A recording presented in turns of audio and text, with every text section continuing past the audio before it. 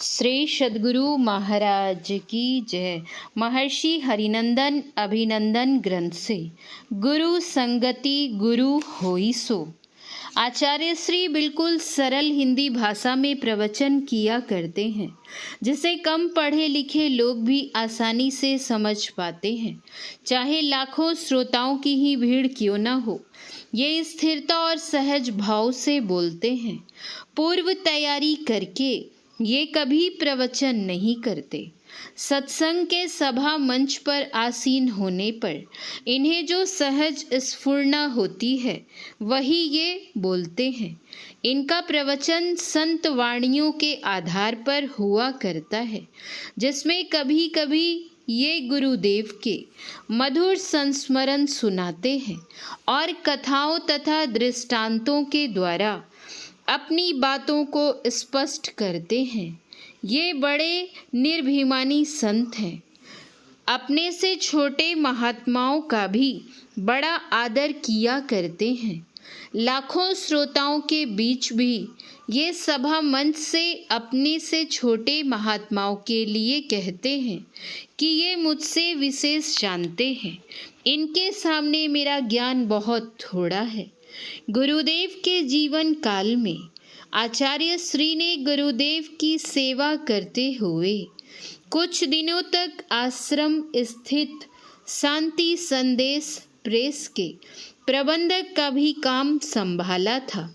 ये बड़ी सावधानी तथा सच्चाई के साथ प्रेस के आय व्यय का हिसाब रखा करते थे। प्रेस कर्मचारियों के प्रति इनका बड़ा सद्भाव तथा सहानुभूतिपूर्ण व्यवहार हुआ करता था। प्रूफ संशोधन करने की कला मुझे आचार्य श्री ने ही सिखाई थी। आचार्य श्री ने अनेक वर्षों तक गुरुदेव की रसोई बनाने की सेवा की है। कभी कभी ये गुरुदेव को व्हील चेयर में बिठाकर आश्रम परिसर में टहलाया करते थे। कभी कभी आश्रम में अपराह्न काल में रामचरितमानस आदि धर्म ग्रंथों का पाठ करके गुरुदेव को सुनाया करते थे और कभी कभी गुरुदेव की मोटर गाड़ी के चालक का भी काम किया करते थे। आचार्य श्री गुरुदेव के बड़े मुँह लगे सेवक शिष्य थे। जिस प्रकार बच्चा अपने माता पिता से हिल मिलकर बातचीत करता है, उसी प्रकार ये भी गुरुदेव से हिल मिलकर बातचीत करते थे। गुरुदेव से बातें करने में तथा उनसे कुछ कहने या कुछ पूछने में इन्हें कुछ भी भय संकोच नहीं हुआ करता था। गुरुदेव इन पर यदि कभी कभार बिगड़ जाते, इनको डांट फटकार लगाते, तो इनको कुछ भी दुख नहीं होता था। ऐसी स्थिति में भी इनका मुखमंडल मुरझाता नहीं था, प्रसन्न ही नजर आता था। यह उत्तम सेवक की पहचान है। संत कबीर साहब अपनी एक साखी में कहते हैं, उलटे सुलटे वचन के शिष्य न माने दुख, कहे कबीर संसार में सो कहिए गुरुमुख। गुरुदेव ने अपनी पदावली में सेवक शिष्य के कर्तव्य बतलाते हुए कहा है कि शिष्य गुरु से असत्य भाषण नहीं करे, उनसे किसी बात का दुराव छिपाव नहीं करे, उनके प्रति उसका ऐसा व्यवहार हो कि उसे उनके प्रेम रूपी अमृत का पान करने का अवसर मिल सके। उसे उनसे सदैव मधुर वचन बोलना चाहिए और उसे उनके प्रति कभी कोई अहंकार पूर्ण व्यवहार नहीं करना चाहिए। गुरु के प्रति अहंकार पूर्ण व्यवहार करने वाले शिष्य के सारे सद्गुण नष्ट हो जाते हैं और उसकी सारी उन्नतियां भी रुक जाती हैं। ऐसा शिष्य जन्म मरण के चक्र में ही पड़ा रह जाता है, उससे छुटकारा प्राप्त नहीं कर पाता। गुरु से कपट कछु नहीं राखो, उनके प्रेम अमिय को चाखो। मीठी बोल बोलियो उनसे, अहंकार से सब कछु बिन से। सो उनसे कबू करियो नाही, नहीं तो रही हो भवही माही। आचार्य श्री गुरुदेव के प्रति अपने कर्तव्यों का पालन सम्यक रूप से और सच्चाई के साथ किया करते थे। सच्चे शिष्य के लक्षणों की कसौटी पर ये खरे उतरते थे। ये अपनी शारीरिक सुख सुविधाओं का ख्याल न करके गुरु की सेवा में लगे रहते थे। गुरु आज्ञा का उल्लंघन ये कभी भी नहीं करते थे। एक बार आचार्य श्री किसी कारणवश गुरुदेव से अलग होकर ऋषिकेश चले गए थे। इस अवधि में गुरुदेव इनके वियोग में दुखी रहा करते थे। एक दिन मैंने देखा कि गुरुदेव अपने पलंग पर चित्त लेटे हुए हैं। उनकी आंखों से अश्रु की धारा बह रही है और श्रीमुख से बोल रहे हैं, हरिनंदन, तुम ऋषिकेश से जल्द आश्रम लौट आओ। जिस प्रकार वन में चरने के लिए गई हुई गाय को गोठ में बंधे अपने प्यारे नवजात बछड़े की सतत याद आती रहती है, उसी प्रकार तुम भी मुझे याद आ रहे हो। इस प्रसंग से पता चल जाता है कि आचार्य श्री गुरुदेव के कितने प्यारे थे। कुछ दिनों के बाद गुरुदेव ने अठगामा ग्राम नौगछिया अनुमंडल के निवासी श्री सिपाही दास जी को आचार्य श्री को ऋषिकेश से आश्रम ले आने के लिए भेजा। श्री सिपाही दास जी गुरुदेव के बड़े प्यारे भक्त थे। वे गुरुदेव का आदेश पाकर ऋषिकेश गए और आचार्य श्री को आश्रम कुप्पा घाट ले आए। एक बार गुरुदेव ने आचार्य श्री से कहा था, बेटा हरिनंदन, संत मत ही मेरी गति है। आचार्य श्री ने गुरुदेव के साथ नेपाल सहित भारत के अनेक प्रांतों की यात्राएं अनेक बार सत्संग प्रचार के क्रम में की हैं और आज भी कर रहे हैं। इनकी यात्रा कभी निजी मोटर गाड़ी से, कभी ट्रेन से और कभी हवाई जहाज से भी होती है। सत्संग यात्रा के क्रम में इन्हें विभिन्न धार्मिक संप्रदायों के बड़े बड़े महात्माओं से भी भेंट और उनसे बातचीत करने का अवसर प्राप्त हुआ है। आचार्य श्री अभ्यागतों, सत्संग प्रेमियों एवं दर्शनार्थियों से बड़े प्रेम से मिला करते हैं। ये उनकी शंकाओं एवं जिज्ञासाओं का धैर्यपूर्वक और बहुत अच्छी तरह समाधान किया करते हैं। अभ्यागतों के आवास, जलपान, भोजन आदि का भी ये बहुत अधिक ख्याल रखते हैं।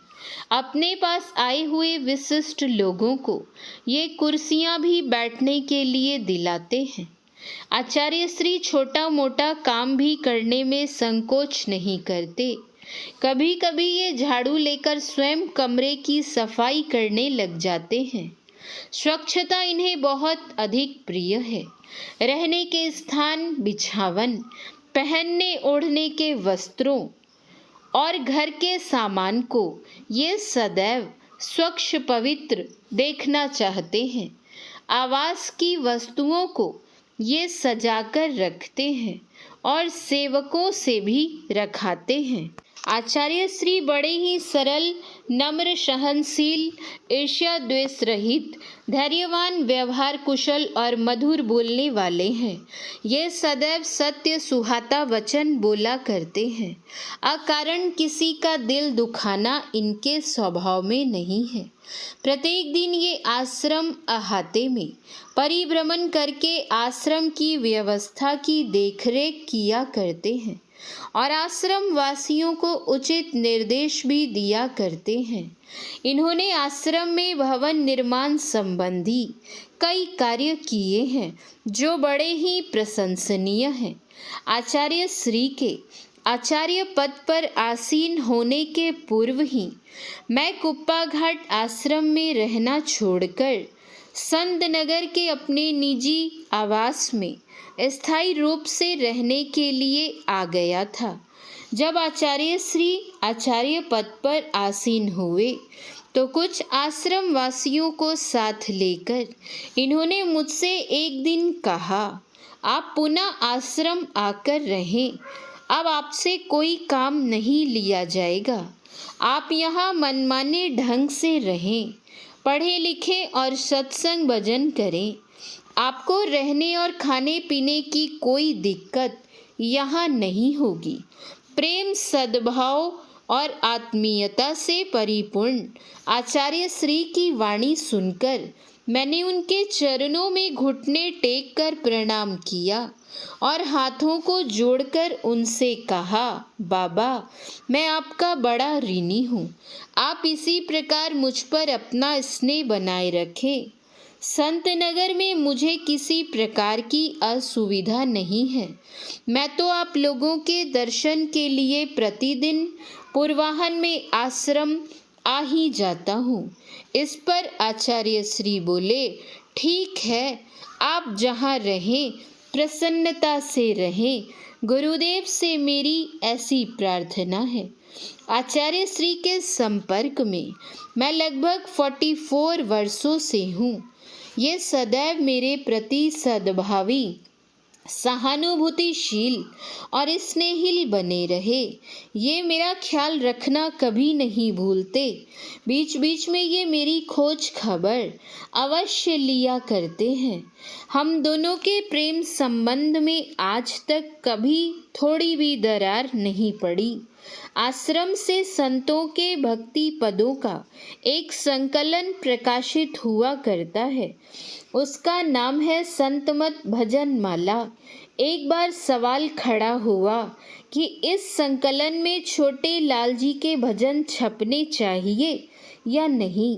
आचार्य श्री ने कहा, हाँ, छपने चाहिए।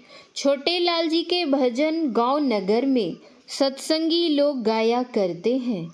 एक मूर्तिकार पत्थर के एक टुकड़े को छेनी हथौड़ी के द्वारा देव मूर्ति का रूप देता है और उसे मंदिर में स्थापित करके लोक पूज्य बना देता है। इसी प्रकार किसी शिष्य को सर्व पूज्य और जगत प्रसिद्ध कर देना संत सद्गुरु के दाएं बाएं हाथ का खेल है, क्योंकि संत सद्गुरु परमात्मा का साक्षात्कार करके परमात्मा की ही तरह सर्वसमर्थ हो गए होते हैं। आवश्यकता है शिष्य सच्चे मन से उनकी सेवा करता रहे।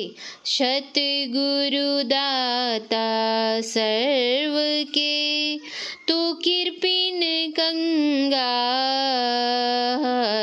गुरु महिमा जाने नहीं, फंस्यो मोह के जाल। भक्तिन सहजोबाई।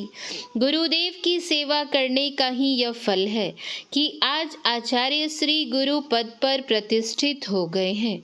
गुरु की संगति में गुरु हो जाना आश्चर्यजनक बात नहीं है। गोस्वामी तुलसीदास जी ने अपनी दोहावली में ठीक ही कहा है, गुरु संगति गुरु होई सो, लघु संगति लघु नाम। गुरुदेव से मेरी प्रार्थना है कि आचार्य श्री स्वस्थ रहकर संस्था, समाज और देश की आध्यात्मिक सेवा करते रहें। जय गुरुदेव। श्री सद्गुरु महाराज की जय। श्री सद्गुरु महाराज की जय। श्री सद्गुरु महाराज की जय।